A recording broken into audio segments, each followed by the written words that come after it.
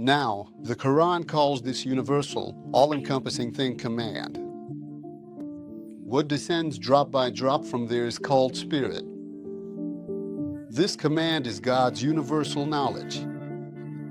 What is conveyed or delivered to people from this knowledge is called spirit. So, what kind of relationship is there between the soul and the spirit? Maturidi examines that part in detail. He says the soul is the person himself. A person has a nature inclined toward both good and evil. All right, so what is this nature? It is the human being, that is, the soul. When I kill someone, my conscience, that voice inside me, says, "What have you done?" and so on. At first, there was no such thing at all. But later, the character Raskolnikov feels regret for what he has done.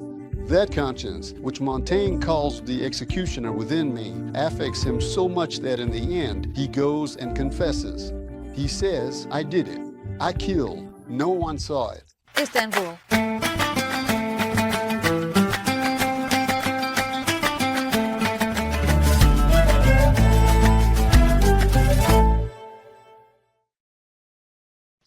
Hello to everyone from the school. Dear viewers, today we will be discussing the concept of the soul, nafs, as mentioned in the Quran, in the context of the relationship between the soul and the self. Our guest is Professor Dr. Şaban Ali Düzgün. Hello, Professor. Hello. Professor, today we would like to discuss the concepts of soul and self with you. Actually, we use both terms. What kind of relationship or connection is there between the two? What do you think? About the soul and the self? Yes, the Quran uses both words. In both philosophy and theology, both terms are used. There are some who make a sharp distinction between them and others who use them interchangeably. For example, in the case of Ibn Sina, we see that sometimes he uses soul instead of self and self instead of soul. But when he explains their nature and later their functions, we also see that he distinguishes between them. We also see that Ghazali overlaps the two. With Maturidi, we see that the two are treated as completely separate. Making a sharp distinction is more common in the philosophical tradition we know from Plato, St. Augustine, and Descartes. There, the distinction is very clear. In those traditions, they're almost completely separate not just in essence, but even in function. Both what they are and what they do are entirely distinct from each other. In our culture, even though their essences are different, when it comes to their functions, they are very closely connected. In fact, sometimes the explanations that follow make it almost impossible to distinguish between them. It's as if, in our culture, there's a kind of confusion about this. For example, when we ask what gives a person life, we say it's the soul. That is, when you separate the body and the soul. But when we ask where the nafs fits in here, our culture, mostly and mistakenly. For example, if my nafs has done something bad to me, people say, "I gave in to my nafs." It's like a delightful center of evil. It's like all the bad things are there, like Pandora's box, and when you open the lid, meaning when you give in to it, they all come out. But that's not the case. We see it as an inner, impulsive, negative side. Just like an inner, impulsive kind of libido center. Like in psychoanalysis, but that's not the case. The nafs is actually the person themselves. Shah Wali al-Dehlawi makes a very nice distinction about this. The nizim we use in the sense of person. For example, today in Arabic, if you ask, "What is the population of Ankara?" you would say, "Kim nesamita Ankara," meaning the number of people in Ankara. Nizim is used exactly in the sense of person, and when Shah Wali Allah discusses the relationship between the soul and the nafs, he literally calls the nafs the person. I had a doctoral thesis done on this. It's an independent study on the nafs, and I can easily say it's one of the best works done in Turkey on this subject. It was done by Tuba Gunal. Other, There, it shows that nafs means person, and that it's very wrong to consider it as a center of evil. Of course, that's not all, but at least in the context we're discussing, I need to mention this. So, these levels of the nafs, first emer, then levim, mulheim, mutmain, radii, mardii, and so on, these distinctions, they're actually about the person themselves. For example, you might see a person who is always chasing after evil. This is emer. It's believed that God has given humans two abilities from birth. In other words, being human requires this. What are those two abilities? A person is inclined toward both good and evil. In our tradition of Kalam, the tendency toward good is called mulamet, and the tendency toward evil is called minakaret. Minakaret refers to nakir, meaning ugly or bad things. Now, imagine a person who maybe doesn't always desire it, but the environment they were born into perhaps required it, because a person is a product of their environment. Think of it as a kind of education process, constantly being exposed to evil over and over again. This person keeps doing bad things. Their soul is an emer soul, isn't it? This person was born into evil and couldn't escape from it. Their soul is emer, but then they start to see, read about, and follow good deeds. Then they start asking themselves, how can I do these things? Does this suit me? What happened? The emer soul evolves into levim, meaning the self that criticizes its own actions, the self that asks, did this really suit me as a human being? Then the good deeds start to increase. This time it's starting to get interesting. They reach such a level that razia comes, and right after that, mardia follows. In other words, actions that are pleasing start to come from them, they start to emerge. Actions that are pleasing to people, to God, and to themselves. And in the end, it reaches a perfect stage. Even if you tried to force this person, you couldn't make them do anything bad. So what happened? It's as if there's a soul inside, like there's a self within. We took it and put it through a process. We transformed it from evil to good, but it's not exactly like that. The self you talk about is the person, and if you train them, they become like this. So, what kind of relationship is there between the self and the soul? Now, I think Maturidi handles that part very delicately. He says the self is the person themselves. Just a moment ago, in the verse, Efe'al hama fujaraha watakwaha, Maturidi is also commenting on that. A person has a nature that is inclined toward both good and evil. Okay, so what is this nature? He says it is the human being, that is, the self. But for these to actually happen, for these to be carried out, there needs to be vitality. There needs to be energy, there needs to be power. He says that's the soul. In other words, for the self to be able to perform its functions and to bring something it desires to its perfect state. For example, there was an evil self, a self that constantly does bad things. In other words, a person. But he wants, or we want from him, brother, step by step, you should become a good person. He says there is something else needed for this to reach its perfect point, for this energy to be processed. What is that? He says it's the soul. In other words, the soul is, in a sense, an energy or power that organizes the functions of the self, that is, the person, and supports it so that its functions can reach a perfect, maximum point. The rational side. The soul is called the rational side because there is also something we call the body. So, think of it this way. If we take the self, the nafs, as a center, we call this self the human being. But I'm saying that a person has a physical side and a spiritual side. The physical side desires bodily things. For example, anger, lust. All these kinds of powers that make it possible for a human being to survive and continue their existence belong to the body. He means biological needs. The body is biological, physiological.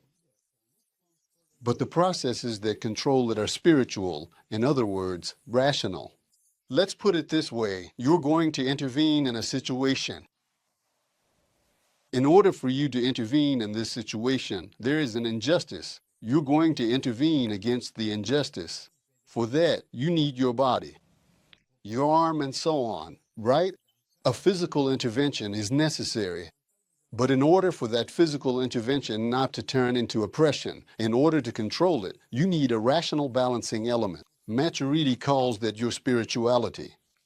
It's the same with Ibn Sina. Ibn Sina also makes a distinction between soul and body. Mevlana also distinguishes between soul and body. This distinction between soul and body is present in Maturidi as well. But what I'm trying to say is this about their relationship.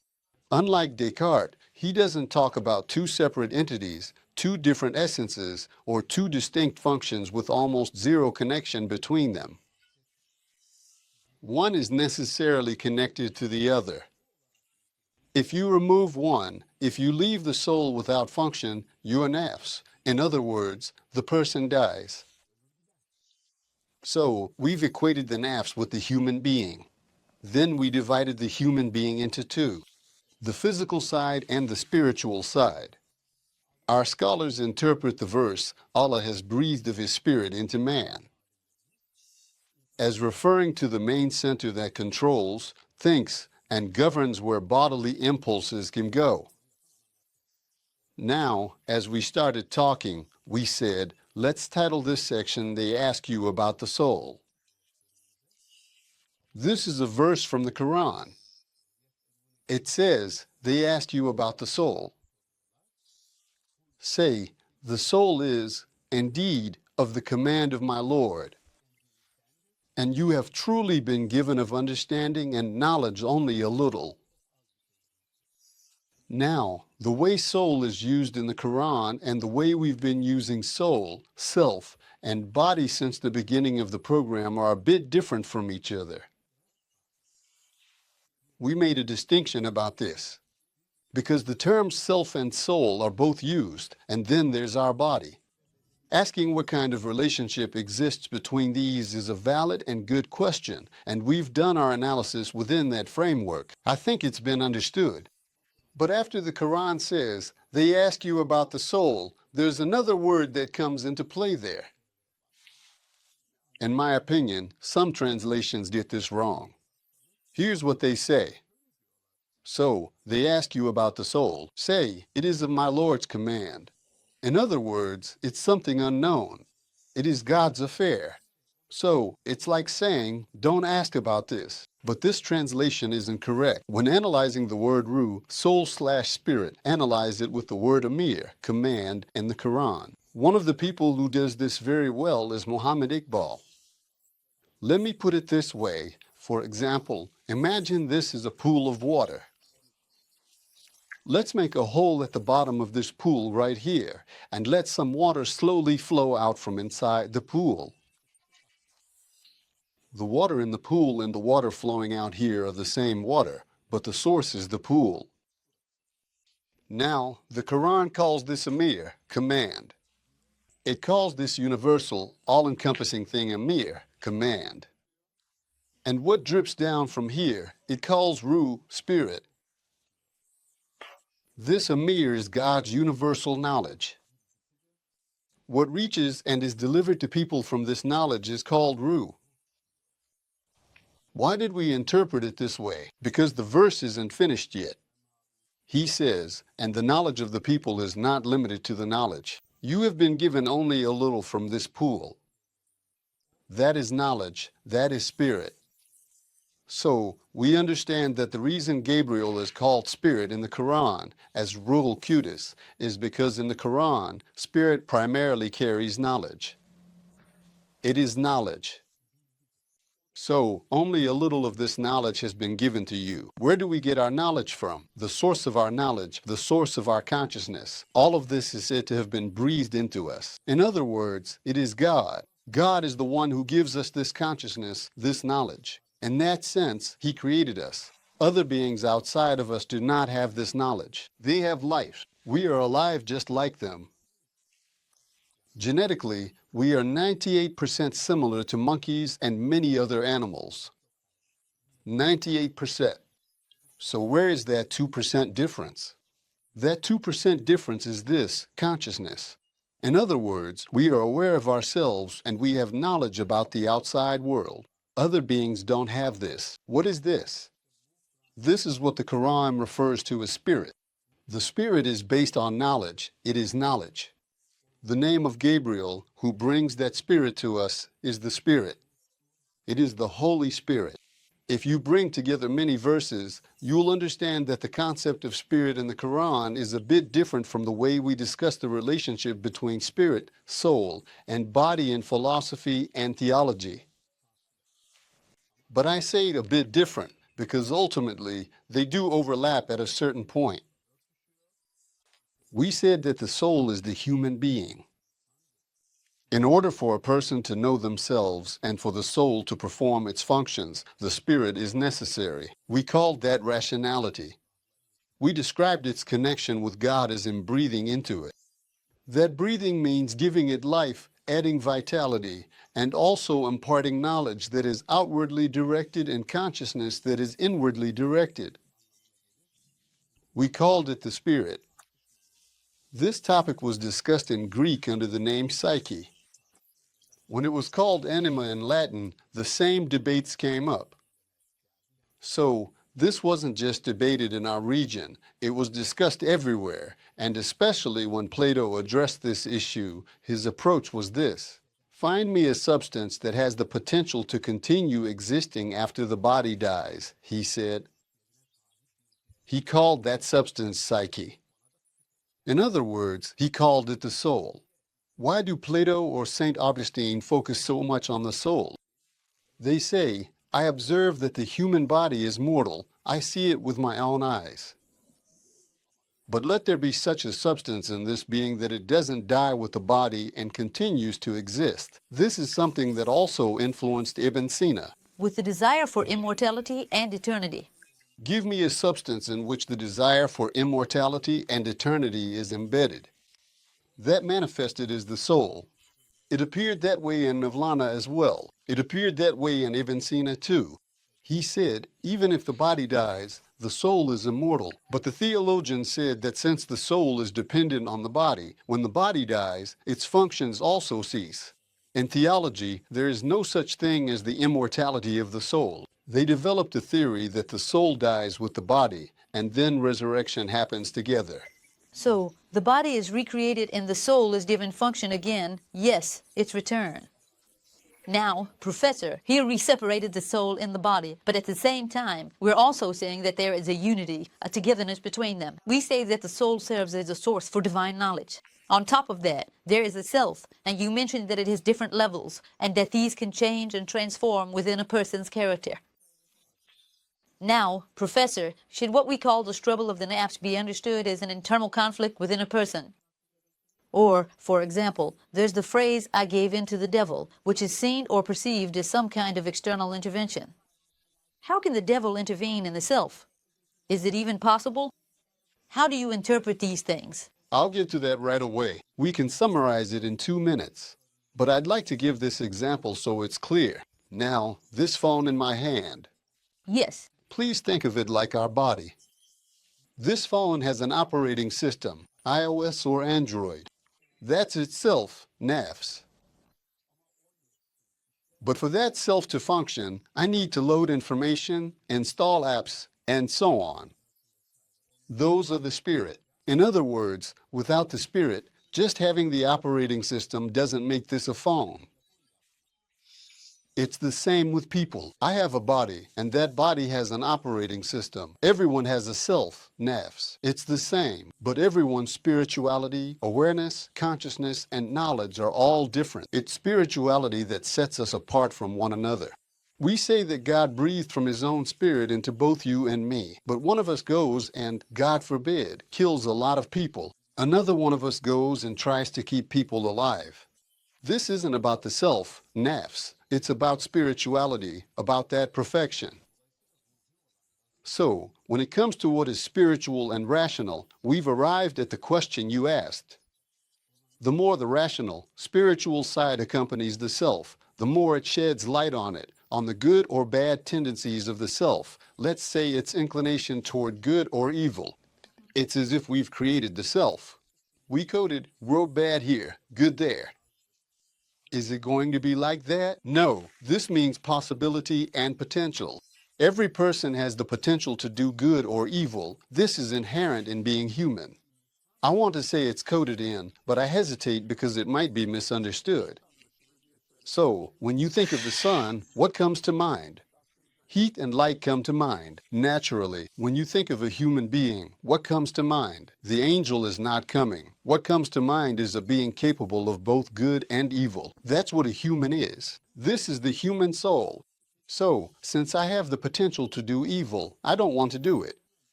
Well then, you shouldn't put yourself in that environment. You should get an education, listen to what is good. After that, the stages we've been talking about happen gradually. I mean, if someone never does evil in their life, never even wants to, then these stages don't apply to them at all. That person is nefs ayamir, someone who is always chasing after evil. Maybe they've never been like that. Reaching such a level of perfection would never happen for that person. Is that right? These stages don't apply to everyone. Yes. Normally, these are the stages that a bad person or someone in a bad environment goes through during their process of getting better. That's how it is. Now, Ms. Fatma, think of it this way. For example, Dostoevsky gives the example of Raskolnikov. First, he says, I'll kill this woman and, I'll clean things up. I'll save society from an evil. It dries on its own. But when I actually kill someone, my conscience, that voice inside me, says, what have you done? But at first, there was nothing like that at all. But later, the character Raskolnikov feels remorse for what he did. That conscience, which Montaigne calls my executioner within, affects him so much that in the end, he goes and confesses. He says, I did it. I killed her. No one saw it. There were no police, no gendarmes, but that voice inside, the conscience, that's the spiritual side, your soul judging your own action, and then going and confessing. That's what they call levim. I shouldn't have done this. I'm a human being. Do you see? It's a stage, a process that has taken place within itself. So, we can actually say the human nature tends to move in this direction. Now, Professor, since we've mentioned the soul and the self, I don't want to skip over the science of psychology either.